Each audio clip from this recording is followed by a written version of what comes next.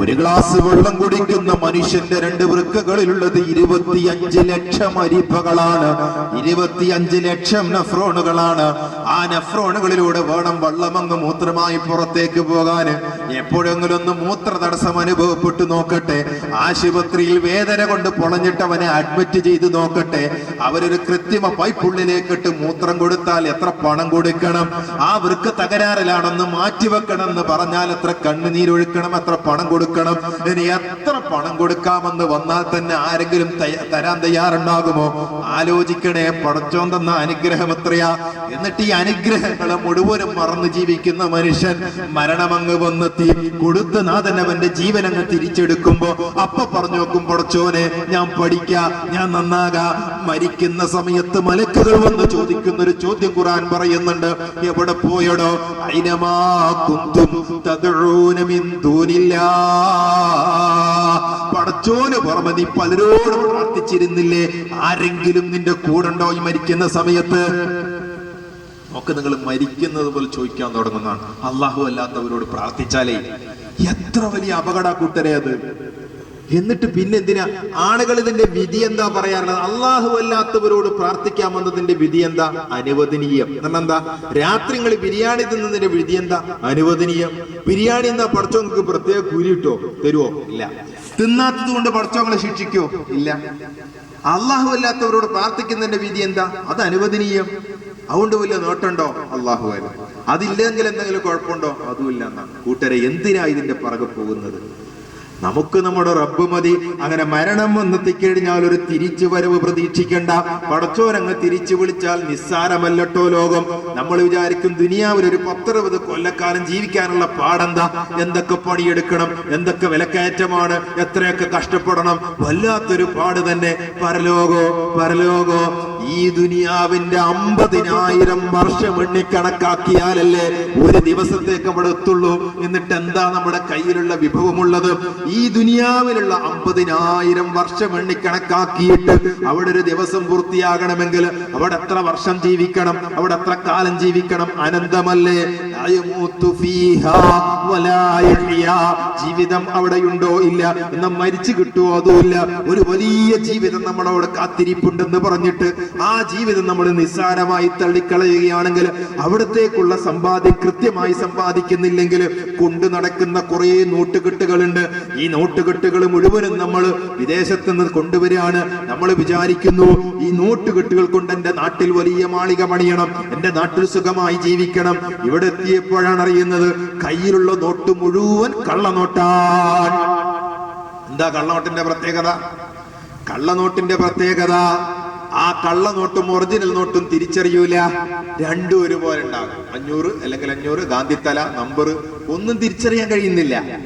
യഥാർത്ഥത്തിൽ ഒറിജിനൽ നോട്ടിൽ ഇന്ത്യയുടെ ഗവർണർ അധികാരപ്പെടുത്തിയാൽ ഇതിന് നിനക്ക് മൂല്യമുണ്ട് എന്നുള്ള ഒറിജിനൽ ഒപ്പുണ്ട് എങ്കിൽ അത് എവിടെ കൊടുത്താലും അത് ഒറിജിനൽ തന്നെ. മറ്റേതോ അത് വ്യാജ ഒപ്പ. അത് ഇന്ത്യയുടെ യഥാർത്ഥ ഗവർണർ ഒപ്പിട്ടൊരു നോട്ടല്ല, അത് വെറും കടലാസ്. അതാരോ വ്യാജമായി ഒപ്പിട്ട് തന്നതാ. അത് കൊടുത്തു നോക്കുമ്പോഴാണ് വ്യാജമാണ് കണ്ടിട്ട് തിരിച്ചറിഞ്ഞില്ല. നാളെ പരലോകത്ത് അള്ളാഹുവിന്റെ കോടതിയിൽ ഹാജരാക്കുമ്പോ നമ്മൾ നമ്മളെ കർമ്മങ്ങളുമായിട്ട് പോകും. കണ്ടാ സലാത്ത് തന്നെ, കണ്ടാ ദിക്ർ തന്നെ, കണ്ടാ സ്വതക്ക തന്നെ തിരിച്ചറിയാൻ കഴിയുന്നില്ല എന്ന് മാത്രം. പക്ഷേ ഒപ്പിടേണ്ട ആൾ ഒപ്പിട്ടിട്ടില്ല. അത് അഷ്റഫുൽ ഖൽഖ് മുഹമ്മദ് മുസ്തഫ സല്ലല്ലാഹു അലൈഹി വസല്ലമ ഒപ്പിട്ട ആ മൂല്യമുള്ള സാധനയെ അവിടെ വില പോവുള്ളൂ. അല്ലാത്തത് വെറുതെ കൊണ്ടുപോയി അവിടെ എടുക്കൂല്ലോ. അതിനൊരു ഉദാഹരണമാണ് ഞാൻ ഈ പറയുന്നത്. സഹീഹുൽ ബുഖാരിയിൽ ഉദ്ധരിക്കുന്ന ഹദീസാണ്. മുഴുവൻ മനുഷ്യരെയും ഹാജരാക്കുകയാണ്. തിരുദൂതർ സല്ലല്ലാഹു അലൈഹി വസല്ലമ നമുക്ക് വെള്ളം മുക്കി തരികയാണ്. കാരണം സൂര്യൻ തൊട്ട് മുകളിലുണ്ട്, ദാഹിച്ചു വലയുകയാണ്. മനുഷ്യൻ പരീക്ഷിക്കപ്പെടുന്നതിന്റെ അവസാന ഘട്ടം അവിടെയാണ്. എങ്ങനെയെങ്കിലും ഒന്ന് വിചാരണക്കെടുക്കണമെന്ന് പറയുകയാണ്.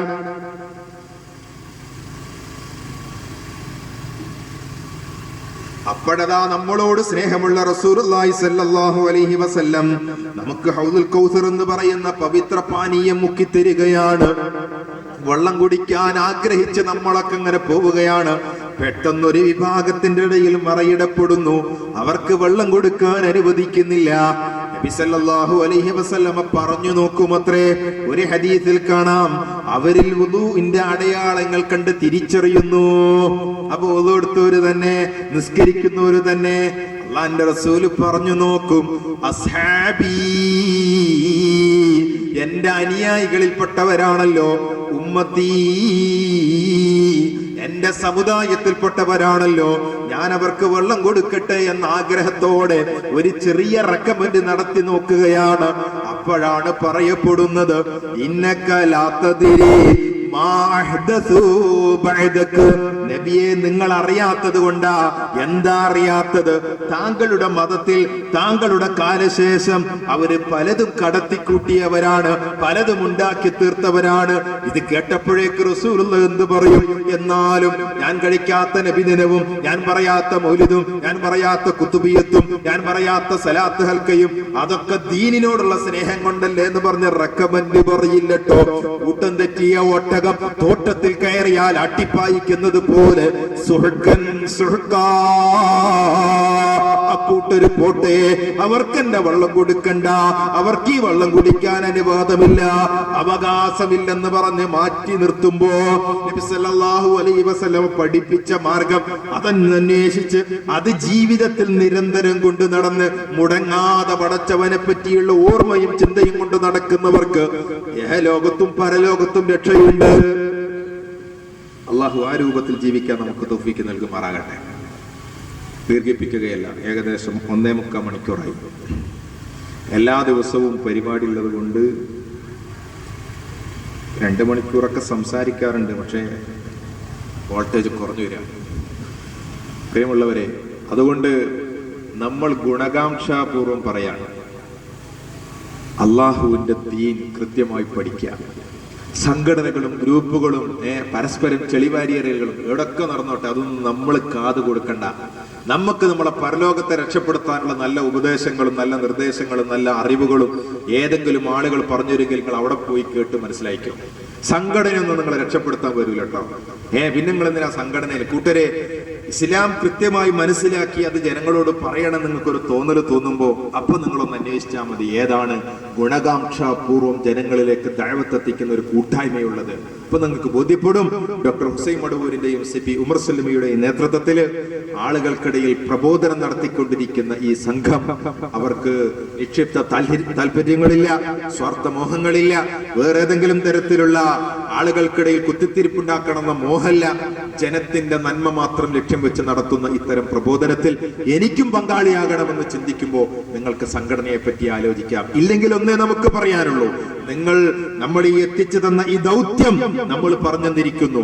നാളെ വീണ്ടും സുബഹി നമസ്കരിക്കാത്തവൻ, നാളെ വീണ്ടും ബിയർ കുടിക്കുന്നവൻ, നാളെ വീണ്ടും മദ്യപിക്കുന്നവൻ, നാളെ വീണ്ടും ഖുർആൻ തുറന്നു നോക്കാത്തവൻ, നമുക്കൊന്നുമില്ല. അള്ളാന്റെ ദീനിനാണ്.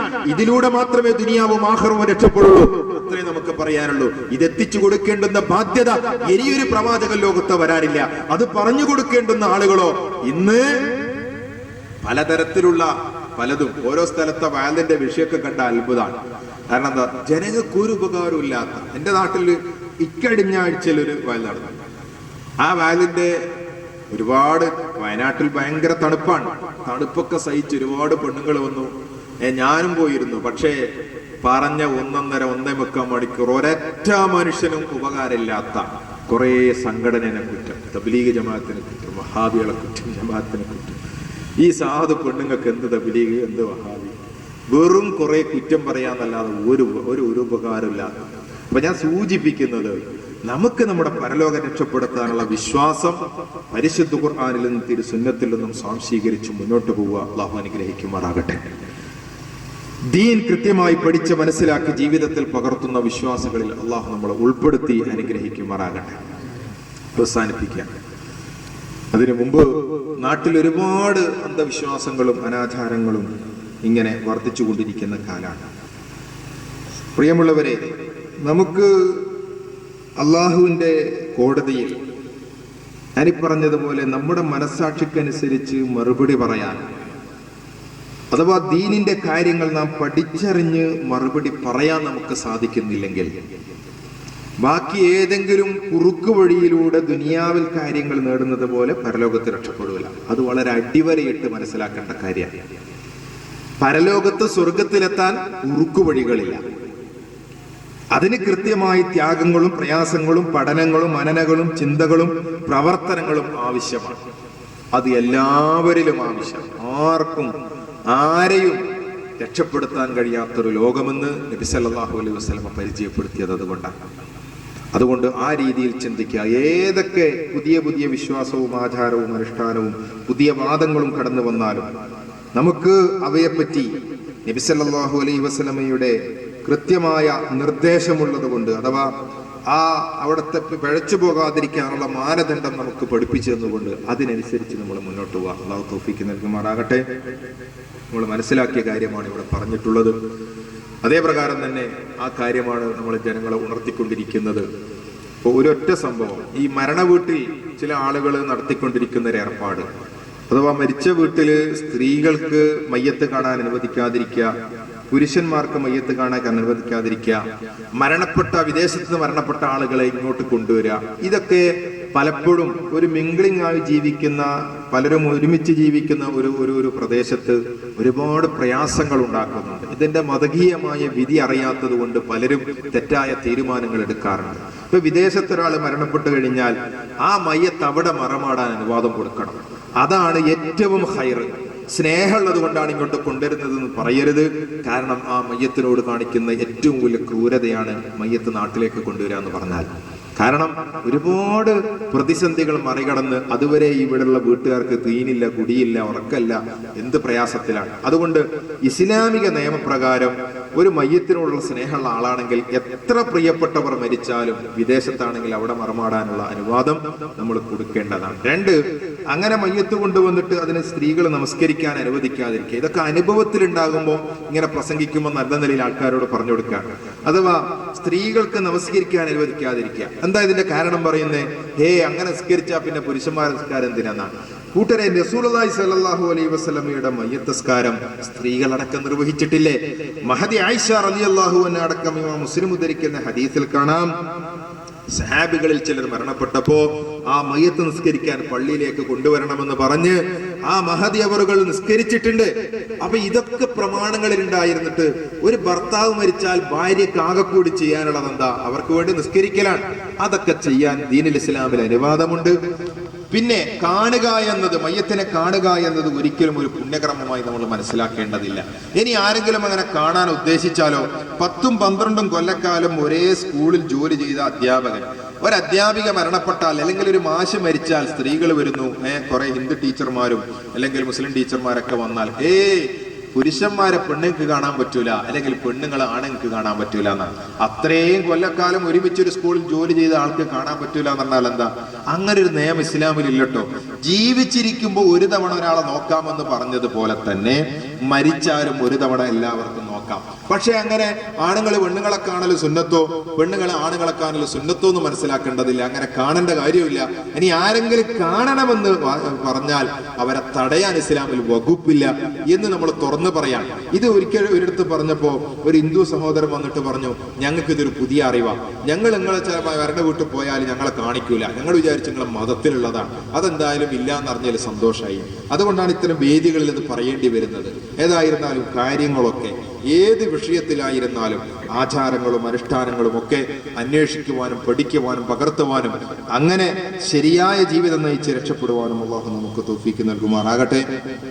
ഞാൻ ഈ പറഞ്ഞതും നിങ്ങൾ കേട്ടതുമെല്ലാം അല്ലാഹു റബ്ബുൽ ഇസ്സത്ത് സ്വീകരിക്കുന്ന സ്വാലിഹായ ഒരു അമലാക്കി തീർക്കുമാറാകട്ടെ. സത്യം സത്യമായി മനസ്സിലാക്കി അതിനനുസരിച്ചുള്ള ജീവിതം നയിക്കാൻ അല്ലാഹു നമുക്ക് തൗഫീഖ് നൽകുമാറാകട്ടെ. പടച്ചവന് നന്ദി കാണിക്കുന്ന മുഅ്മിനീങ്ങളിൽ അല്ലാഹു നമ്മളെ എല്ലാവരെയും ഉൾപ്പെടുത്തി അനുഗ്രഹിക്കുമാറാകട്ടെ. അഹ്ലുസുന്നത്ത് വൽ ജമാഅത്തിന്റെ മാർഗത്തിലൂടെ ജീവിച്ച് ഈമാനോടുകൂടി മരിക്കുന്ന മുഅ്മിനീങ്ങളിൽ അല്ലാഹു നമ്മളെ ഉൾപ്പെടുത്തി തരുമാറാകട്ടെ. നമ്മളിൽ നിന്ന് ധാരാളം ആളുകൾ മരണപ്പെട്ടു പോയിട്ടുണ്ട്, മാതാപിതാക്കൾ, ബന്ധുമിത്രാദികൾ, ഗുരുദാരന്മാർ. അല്ലാഹു അവർക്കൊക്കെ മഗ്ഫിറത്തും മർഹമത്തും നൽകി നമ്മളെയും അവരെയും ജന്നാത്തുൽ ഫിർദൗസിൽ ഒരുമിച്ച് കൂട്ടി തരുമാറാകട്ടെ. ربنا تقبل منا إنك أنت السميع العليم وتب علينا إنك أنت التواب الرحيم واغفر لنا يا غافر المذنبين وارحمنا بأنواع رحمتك يا أرحم الراحمين. صلى الله على محمد وعلى آل محمد والحمد لله رب العالمين. السلام عليكم ورحمة الله وبركاته.